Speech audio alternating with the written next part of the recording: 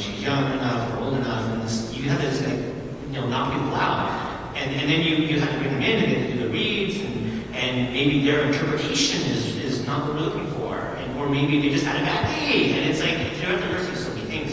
And so you have to basically kind of withdraw a lot of your kind of sympathy. Yeah, you have to turn into a big jerk. Unfortunately. Better said. And I was like, okay, just today I'm going to be a gigantic butt munch, and I'm just going to say, I'm just going to like make all these people's days worse. But as far as the process goes, like what we'll do is we'll do a casting call, we'll come in, we'll read however much time we decide to allocate to that one character, and then we'll review who we thought were the strongest ones in the room, which is the room we come into to read the lines, and we'll kind of collectively do it. And as the team has grown, I've actually been open to having other the actors on the table actually chime in to like, they were the one, they all had an opinion on, for example, Nick and Caroline, when we were casting them. And of course they don't have final say, it's Hank and I, but we appreciate the opinions. And it's like, if there's an overwhelming majority vote for one person, like there was, for example, for Christopher Sean, who plays McNeil, we just like, okay, well, we take that into consideration. The team behind us really likes this one person. So, do we agree with the team? And if we don't, we don't. But, yeah, sometimes it's really easy and sometimes it's really hard.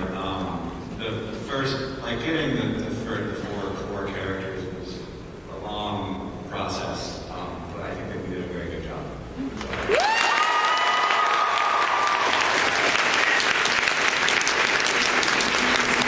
To a question in the back.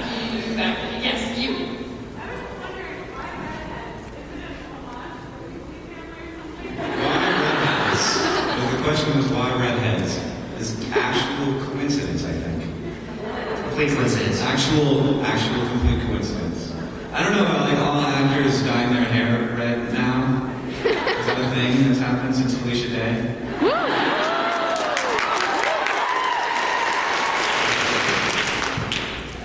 That's the answer. It's coincidence. In the finals, we'll say that we had a smorgasbord of hair colors. We didn't have redheads as the finalists.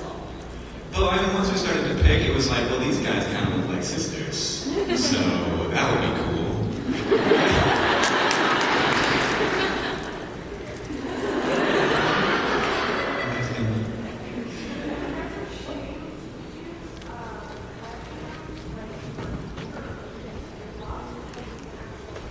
We use the same camera that I use, which is a Canon 60D.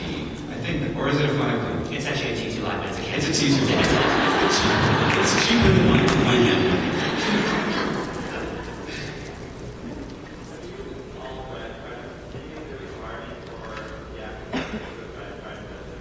Do we make it a requirement for the actors and actresses to read Pride and Prejudice? The answer is no. Yeah, I think we all had, and actually Bernie told me that when I submitted for the part, I wrote a note that said I'm a big P&P fan and I'd love to be considered, and that's the only reason I got called in, so.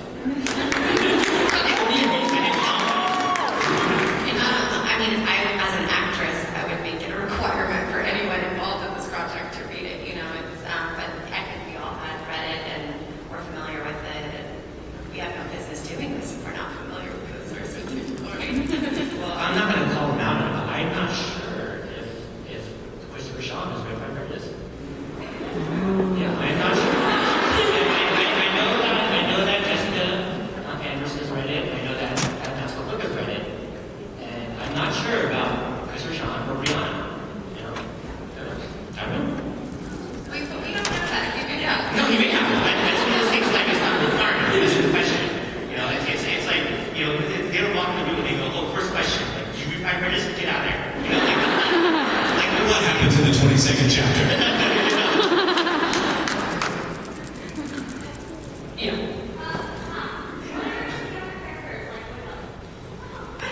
Okay, so, we have a clip.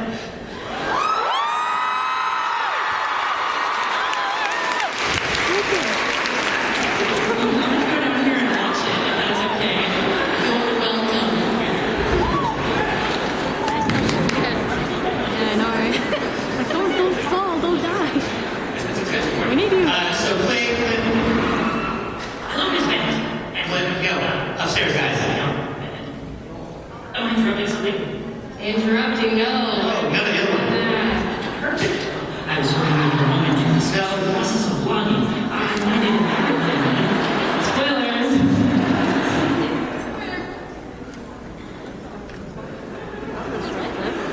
Hey, what's up? Hey, what's up, LeakyCon? My name is Wes Adderall. We have his voice. Oh, there it is. So make sure to check out me and my live.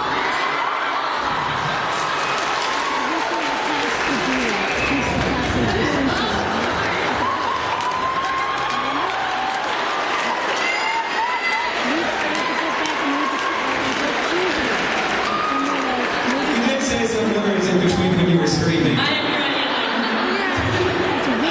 Just so you want to know, his name is Wes Adderall. He's playing with him.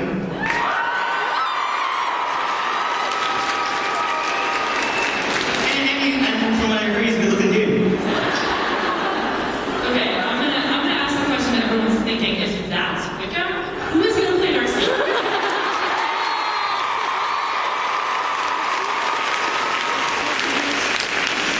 So, I have a special guest here to answer to that.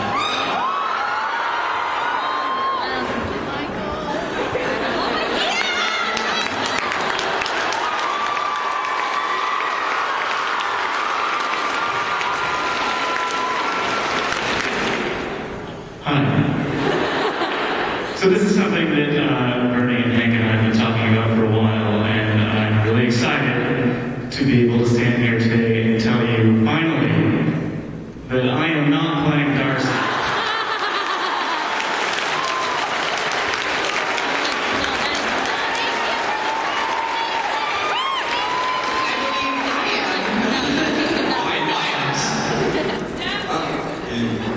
Another question? I don't know who's playing Darcy. It's still a mystery. So, how many vlogs do we have left? And are you planning to adapt another story, do another series? So the question is how many vlogs, so how many episodes of this show we have left? Yes. Okay. And if you're going And to the do second something question is, afterwards to replace the. Are we doing a second series after this? Alright. Because I have the closest answer to this, which is, I admit when they asked the question, I said it's about a year of total videos, plus or minus 2 months or so. That plan is still intact. It can change, right? Don't go into that, but so right now we are airing month 5, so you have at least 6 months left. Woo!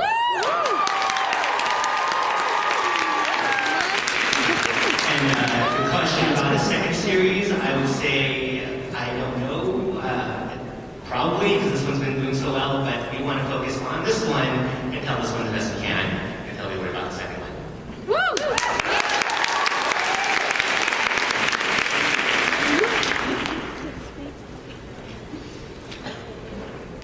Okay, we have another clip for you guys.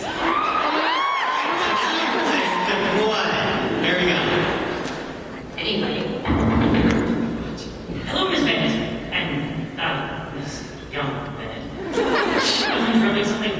Interrupting, no. When have you ever done that? Perfect. I was hoping you'd have a moment to discuss your process of vlogging. I find it inherently unique, or perhaps it's a complex narrative that you're telling. No. Well, I just thought No. But you were gonna let me borrow your car, right? No car, no vlogging, no any and everything that you could possibly have to ask me. My name's Lizzie Bennet, and I'm storming out. I'm starting out.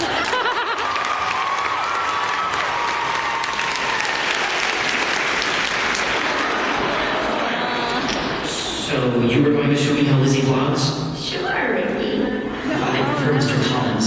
And I prefer to be really famous and get a ton of free stuff. You really want to learn how Lizzie vlogs? Well, I've assured you most earnestly that I do. Great! Then you have to do everything that I say.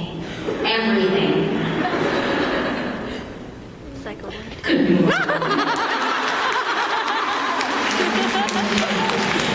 It's very tragic. Perhaps we should concoct a scheme to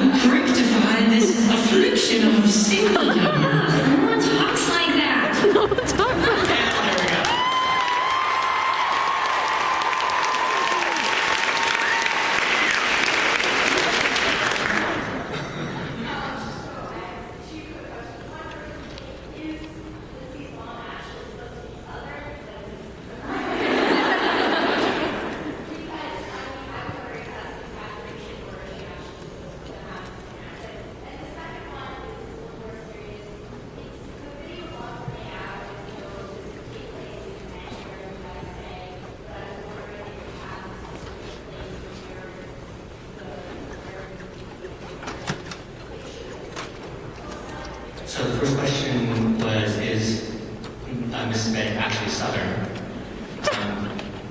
We kind of wanted to find some place in the United States where Mrs. Bennett's desire, seemingly intense desire to marry off her daughters would be a little bit less anachronistic. And so we were like, if she's from the Deep South and she really just grabs on and holds on to this Scarlet O'Hara thing, and sort of kind of like if my grandmother was a mom today, kind of thing, because my grandmother's from Birmingham. Then, so yes, she is actually supposed to be Southern. The only other good location in America was like a Jersey Shore mom. Jersey. One actress coming in beat like that, and it was really good. But we didn't go with her for a variety of reasons. But it was very interesting to have her do that. And the second question I got was, where are we located? The U.S. Well, I mean, we're going to reveal that definitely because, you know, there's the next part with the Gene and Green story where we have to name a city. Right? You want to just name it? Yeah, I mean, we sort of were in California. Yeah, we've always said it's not, you know, Bay Area or LA. It's in between. It's kind of like that. I don't know if you know California, but it's like San Francisco to Monterey, like that arc. That's in between space. So that's where we thought it would be, but we can change it. Yeah. Okay, I think we have time for one more question. And then you back there. Yes. From an actor's standpoint, like, how is the web show different from like TV and movies? Question is, from an actor's standpoint, how is the web show different from TV and movies? That was one of the reasons why I stopped at vlogging at first, because TV and film, like, you want to keep things really natural and kind of small, and I came in and Bernie was like, well, that's not gonna work, and never look at the camera, and never look at the camera, and the camera's not there, and it's almost a little bit more like acting on stage. Like, one of the things that Bernie said at the beginning was really look at the camera, but think of it as reaching through the camera to, like, a big audience like this, and that's something that I come from a background of theater, so I was like, oh, okay, like, I can, so it's much bigger than film and TV acting generally are. It's direct address, and I don't have to worry about seeming like, you know, supernatural all the time because I'm putting on a vlogging persona, so I can be kind of a little wacky, even though I think that's perfectly natural because I'm kind of wacky too. Also, the ability to see your comments on the videos is a new thing for us as actresses to get feedback, like immediate feedback, and then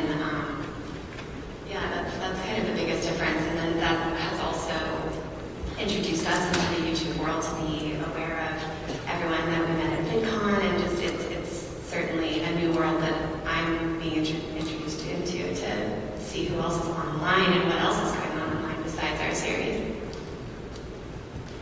Yeah.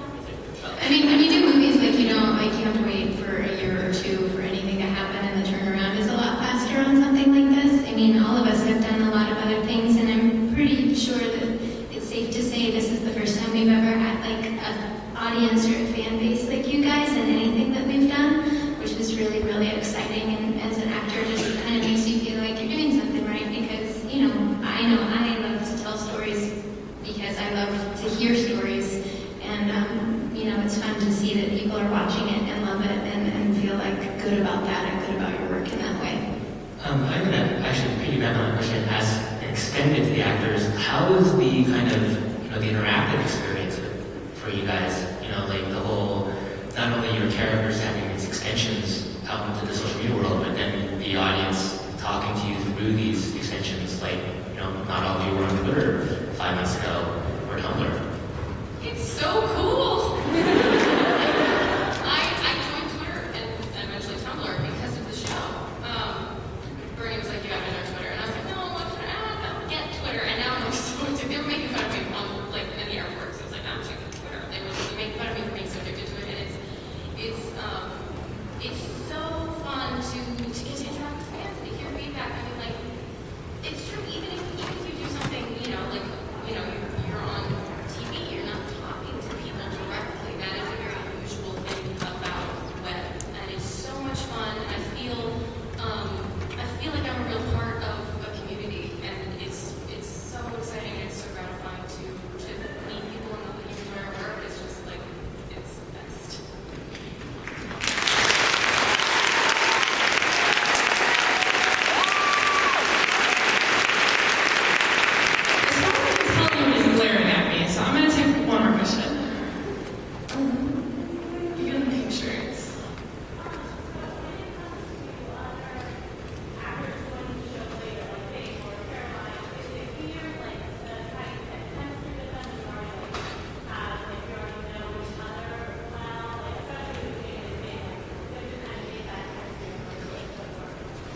the question is about chemistry, and it's hard to develop that chemistry with new people, and specifically with me with Bing.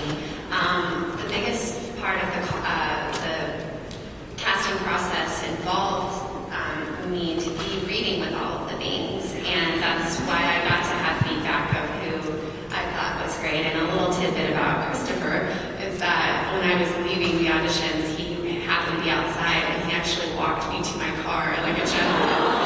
And I was like, yeah, this is our baby. I was still in the room, and I got a text that said, Christopher Sean walked me to my car, he gets my vote.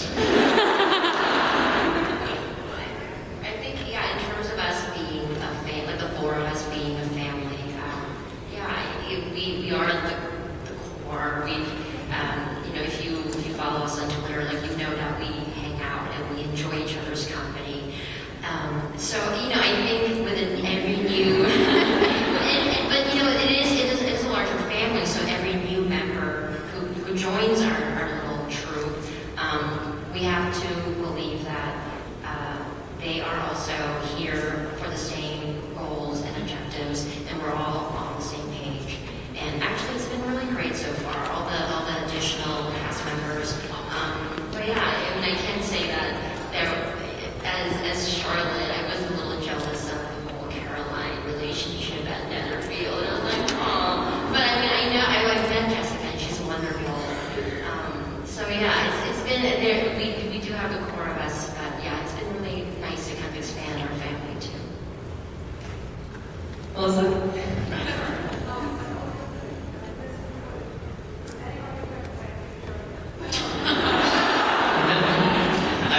I'm seeing no. All right, so let's play them the two clips in order. Or no, we're done. You gotta take them away. Oh, I'm so sorry. What? What? Melissa, don't you run this thing?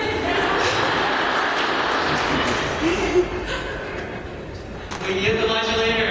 I'll bring it down my laptop. I'll show you the man apps. Don't worry.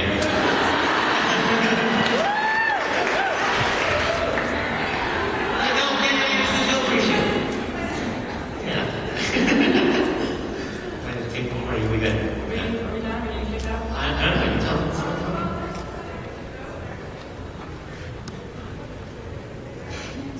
What's the schedule tonight? Well, we figured.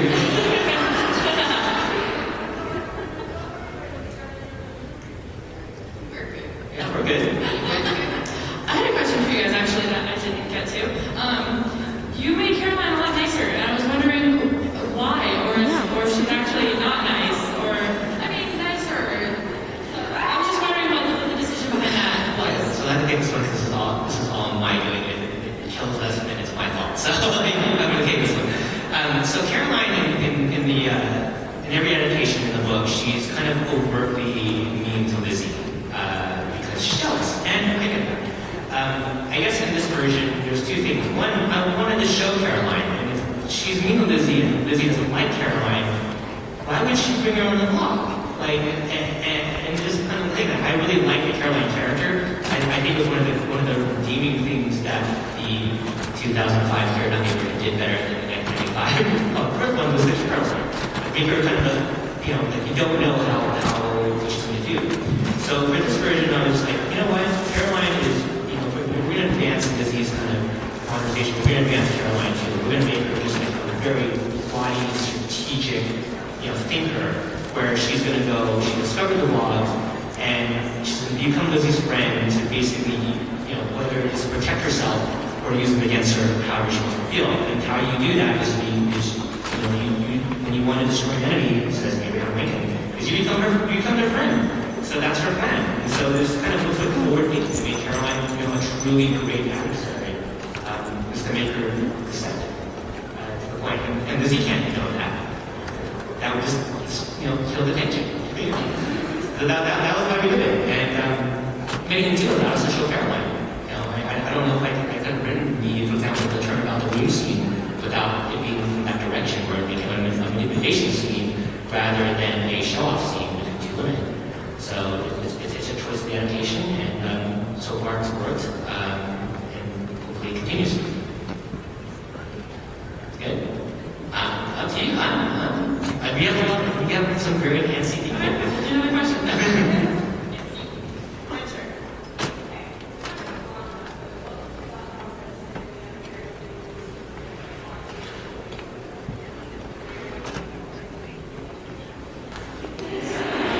Well, No. I'm not sure how to commit why Mary Kate either. Holland's the Mary Kate thing. So having Mary Kate from the beginning is really a question. Is really about like costs and stuff. Because you're working. I mean, it's the last one. But having Mary Kate in the beginning means you have the cast of those characters, you know, develop those characters, you show those characters, and we're running these kind of 2 to 3 minute videos at a time. It just felt like it'd be too much to do at the beginning. So and also what do they do for the plot in the beginning? It also felt antiquated or like they just didn't feel like they needed to be there. And to be honest, that kind of developed like why do we marry a cousin? It's like it kind of went to the whole like let's give Libby an adventure. What is she going to do? Well, she can go see Cousin Mary, and you know we realized that the fans really do identify with a Mary character, which is something I don't think either of us really realized. None of us realized that. We were shocked, and so it was really cool to bring that out for Mark perspective to go like, hey, you know, Mary's a cousin, and let's not make her just a bookworm. Let's make her kind of like this, you know, girl who likes this type of style of dress and music and stuff, and to kind of give her more depth. So.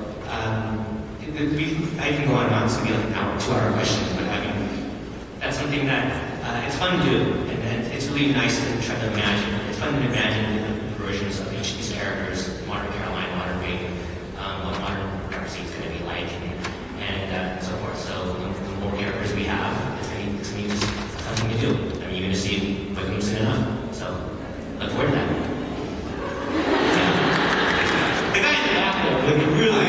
I have to do a sound check, but I just wanted to say that this project has been extremely rewarding, and I'm so thankful to have been able to do something really new and different, not just for me, but I feel like for storytelling, and I'm really thankful to the people on the stage as well as our writing staff, and especially the people who love it, the audience, for supporting it and for making it really great and exciting.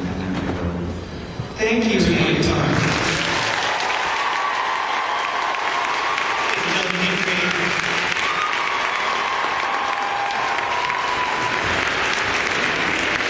And there we go. We can keep going until we get yelled at. Okay, you're back. You're back. We're getting yelled at.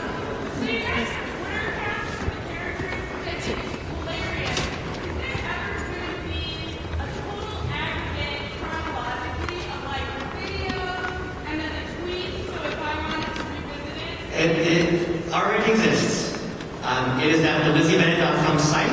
There's a link that says story, and it archives everything. So you can go there and see it all. Every once in a while, zoom in on the speaker, okay? No, up here. Okay? I'll be right back. Meet me downstairs if you're not done with that on the sides, okay?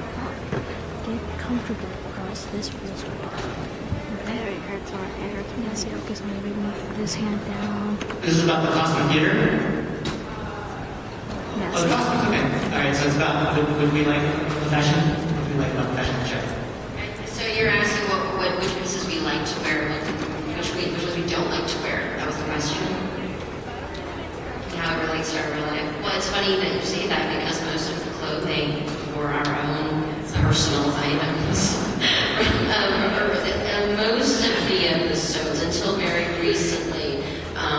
But I think because we are playing regular people who are vlogging, I think it's important that we all wear things that we're comfortable in and that we're happy to be seen in. So yeah, and clearly there are, we have someone like Jane whose career is fashion oriented, and I can have more ends people. All right. I don't think myself as a fashion expert, but it was really cool. From the get-go, Bernie told me that Jane was going to be a lookbooker, and I don't know if any of you are familiar with lookbook and know that Jane has a lookbook. But I mean, we've created this whole thing where people on a lookbook think Jane is a real person, and are commenting on all the stuff. And most of that was my own clothing, and we would style it. Bernie would come over and we would style that with just the stuff I had. And only very recently did some of his fashion friends sort of donate their stuff. Like this dress I'm wearing is a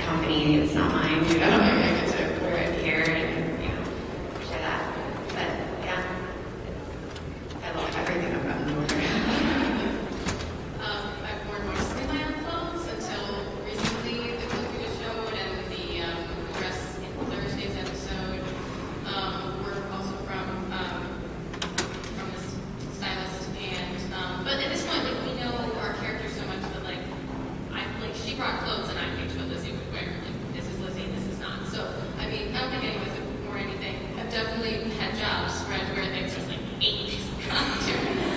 And everything's great. Can you do? You're in there.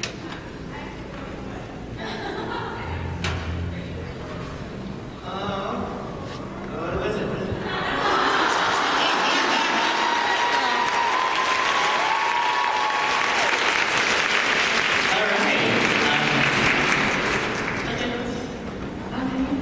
You there.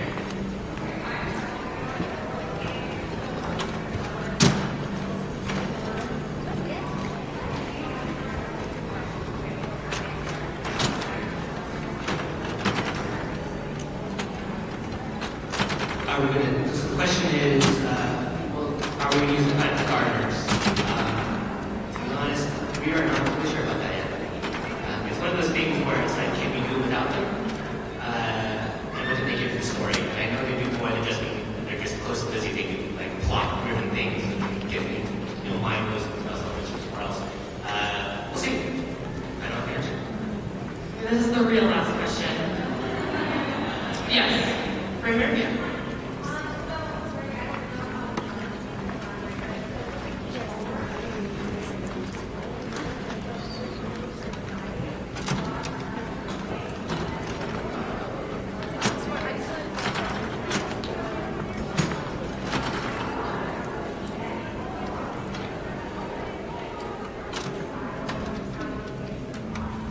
Yeah, so the question is, as the story goes, Lizzie gets kind of more enclosed.